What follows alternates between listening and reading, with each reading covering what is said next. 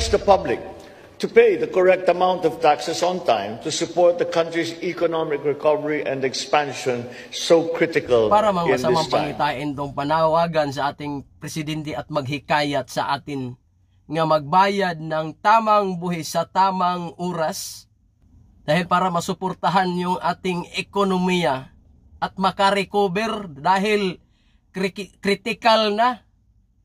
Iba to may kakaibang tunog to kasi kung tutuusin, kung kaya nilang hindi ma-voice out dyan sa publiko yung ganyan nga bagay sa gobyerno, gawin nila yan. Bakit ngayon? Yan na yung panawagan. Hindi naman masama talaga ang magbuhis tayo. Lalo na bansa natin, hindi naman talaga yan napakalaki yung kita. Kaya kailangan talagang alalayan. Ang tanong dyan, yung mga buhis natin, mapunta ba talaga sa tamang kalalagyan niya? Yung magastos ng gobyerno ng maayos nga para sa bayan at saka sa mamamayan nga hindi mapunta sa individual nga kung sino-sino nga ang nabumusog, sila lang ang taong bayan gutom. Katulad ngayon, ang daming aligasyon tungkol sa corruption. Hindi pa nga naresolba yung investigasyon dyan. Puro pa rin na imbestiga, wala pang nangyari. Yung mga balita, pati hindi natin alam kung sino yung totoo. Iba-iba ang naglalabasan nga balita sa social media. Kaya nagkakasama ng loob. Paglabas sa ating sweldo, kahit anong bilhin natin, may tax na. Pero pagdating sa mga balita, kaliwa kanan yung aligasyon tungkol sa katiwalian sa gobyerno. Yan ang mahirap dyan. Huwag naman sana bumulusok yung ekonomiya natin pababa. Makarecover pa. Kaya dapat magbayad din ng tamang buhis sa tamang oras. Yun ang sabi ng Pangulo. Inulit ko lang. Para maka-recover, critical na. Ang tanong ko naman, kung magbuhis kami ng tamang buhis sa tamang oras, mapunta ba sa bayan at sa taong bayan? Kasi kung magbuhis ng tamang oras at saka sa tamang halaga, tapos mapunta lang sa individual nga ilang tao, anong silbi?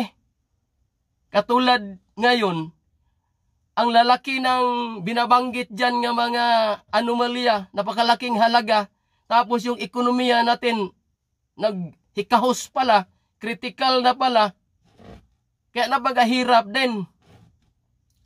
Sana may managot na dyan sa mga problema na yan para naman hindi tayo tatamarin nga magbayad ng buhis, tamang buhis sa ating pamahalaan. Bayad kami ng tamang buhis, bawasan yung sweldo kahit nakahiga tayo sa sarili nating bahay, nagbayad tayo ng tax dyan dahil sa kurente.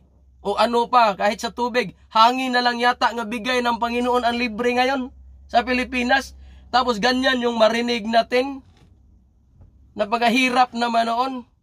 Tapos yung lalabas sa balita ang lalaki ng halaga sa di umano'y katiwalian dyan. Sino ba namang matuwa? Kung mahal ninyo yung bayan natin bilang Pilipino, siguro palagay ko, concern kayo at hindi kayo matuwa dyan. Maliban na lang kung wala lang, easy lang kayo dyan. Kasi pag bumagsak yan, tingnan ko lang kung saan tayo pulutin nga planeta. Sigurado yan. Pag yan ang bumagsak, yung ekonomiya natin. Basta yung mga nakaraang buwan, narinig ko pa yung sinabi ng ating presidente. Nga maganda yung ekonomiya natin dyan sa Pilipinas. Nakalamang tayo sa mga kapitbahay natin sa Southeast Asia. Pero tingnan naman natin ngayon yung sinasabi niya, nanawagan na. Kung isipin natin yung sinabi ng presidente natin ngayon, yung panghihikayat niya sa atin, nga magbayad ng tamang buhis sa tamang oras, dahil kritikal ang ekonomiya, para makarecover, dahil kritikal, Isa lang ibig sabihin dyan, naghikahos talaga ang ekonomiya ng ating bansa. Walang ibang isipin dyan. Bago ipagpatuloy yung munting video natin mga tropa, maraming salamat sa papanood ninyo. Sana suportahan niyo yung munting channel natin, ang Dintoy TV, sa pamaraan ng pagkalimbang ng subscribe button at notification bell. Maraming salamat sa panonood ninyo ha. Nagkakasama ng loob yung timing ng ating presidente sa panawagan niya at paghihikayat nga magbayad ng tamang buwis sa tamang oras o tamang panahon. Lalo na hindi pa nga na resolba yung alegasyon sa mga katiwalian dyan sa atin. Yung ilang bilyon yung sa mga flood control dyan. Tapos ngayon yun yung marinig natin. Napakahirap maghanap ng pera. Napakahirap kumita. Hindi napakadali. Ang daming naghirap sa atin. Kaya, buti sana lang nga eh. Yun ang sabi ko. Buti sana kung yung mga buhis natin mapunta sa tama. Mapunta sa tamang paglalagyan. Nga mapunta sa taong bayan at saka sa mamamayan. Yung pangailangan ba?